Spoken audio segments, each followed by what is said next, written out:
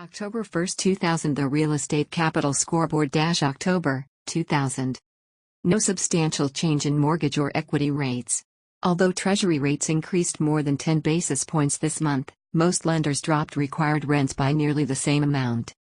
The Fed is expected to leave borrowing costs unchanged for the third consecutive time as signs of a slowing economy emerge. Also, recent data on consumer spending and factory output indicate a slowing of the record expansion over the past few years. More lenders are quoting securitized pricing, which is based on a calculation of actual number of days of interest paid each month.